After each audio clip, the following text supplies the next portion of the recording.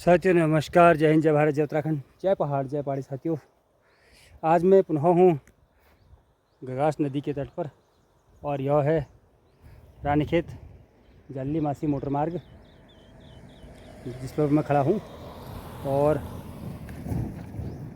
कभी कभी जो आज सरकारें कहती हैं कि दिल्ली से देहरादून तक सड़क का निर्माण हो चुका है, लोगों को आने जाने की सुविधा हो चुकी है, समय की बचत।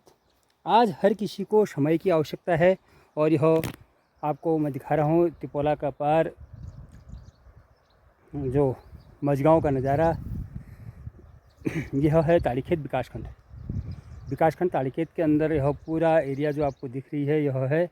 और साथियों, इस पर एक बोर्ड लगा है कि आगे कार्य प्रगति पर है। आपातकालीन जो संपर्क दिए हैं, यह नंबर इसमें दिए गए हैं। अब मैं आपको बताऊं कि यह सड़क जो आपको दिखाई दे रही है, यह जो कच्ची सड़क आपको दिख रही है जिस पर मैं चल रहा हूं, यह सड़क, इसको कभी कहा गया था कि यह बहुप्रतीक्षित सड़क है।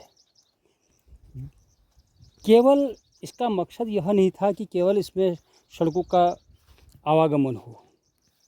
इस सड़क का मकसद था बॉर्डर तक पहुंचना। और इस सड़क का जो नाम था, जो मुझे ज्ञात है, इसको कहा गया था कि धारचूला टू मरचूला। और सबसे बड़ी खासियत इसकी जो है कि यह जो सड़क बनी है, यह गगास नदी के किनारे किनारे, इसके नीचे गगास बह रही है और यह पूरी जो सड़क है गगास नदी के किनारे किनारे इसका कटान हुआ है। नाम दिया गया इसको धारचूला टू मरचूला, ताकि वह सीमांत का आदमी जिसको रामनगर पहुंचना है उसके लिए भी यह यात्रा सुगम हो, इसलिए इस सड़क का निर्माण किया गया। और उस समय विज्ञासन हमारी विधानसभा हुआ करती थी एक, जिसको बाद में ख़त्म कर दिया गया। उस विधानसभा के विधायक हुआ करते थे डॉक्टर प्रताप बिष्ट जी। उनके समय इस सड़क स्वीकृति हुई थी, हालांकि बाद में वह दिवंगत हो चुके। और यह सड़क तब से लेकर आज तक कम से 15 साल से ऊपर का समय हो चुका है। लगभग अनुमानित 18 या 15-16 साल का समय हो चुका है और यह सड़क आज भी जस की तस है। जबकि धारचूला टू मरचूला इस सड़क का अगर नाम है तो स्पष्ट है कि बॉर्डर तक पहुंचना, कि हम चाइना के बॉर्डर तक पहुंच सकें और वहां के लोगों का यहाँ तक रामनगर पहुंचना सुगम हो सके। जो साजो सामान लाना होता है, चाहे वो कारोबार की दृष्टि से हो, तो उसके लिए यह सुगम राह बनाने का प्रयास किया गया था। अब बात आती है इतने वर्षों के अंतराल के बाद भी आज तक यह सड़क क्यों नहीं बन पाई?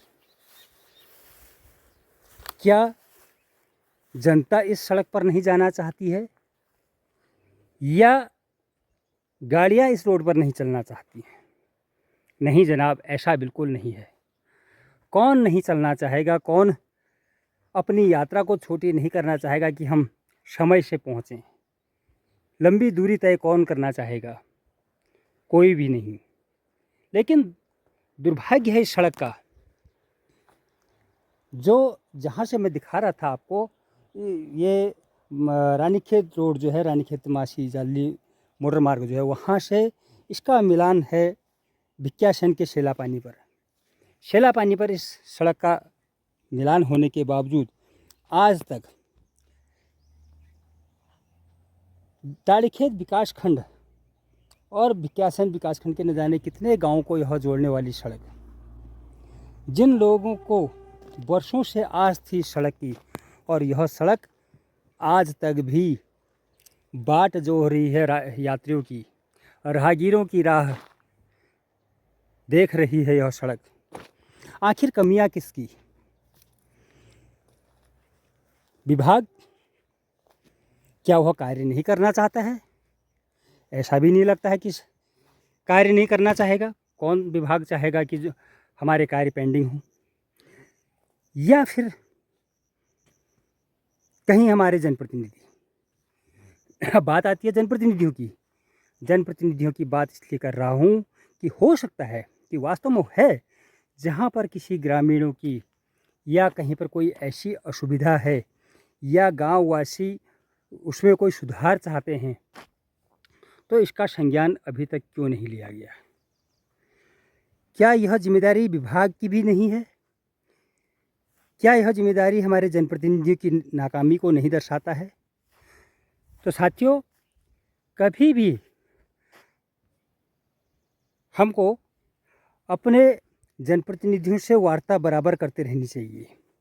आखिर क्यों इस सड़क को आज तक लटकाया गया है? इस रोड का निर्माण अभी तक क्यों नहीं हो पाया?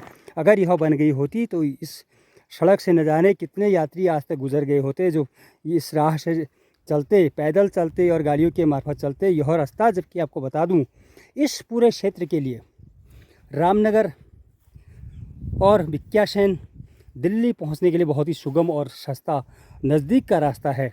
तो कृपया इस वीडियो को शेयर ज़रूर कीजिएगा साथियों, और इसको आगे तक पहुंचाने का प्रयास करें, क्योंकि ऐसी जो सड़कें, बहुप्रतीक्षित जो सड़कें होती हैं, उनका निर्माण होना नितांत आवश्यक है। तो साथियों, इसी के साथ ही जय हिंद, जय भारत, जय उत्तराखंड।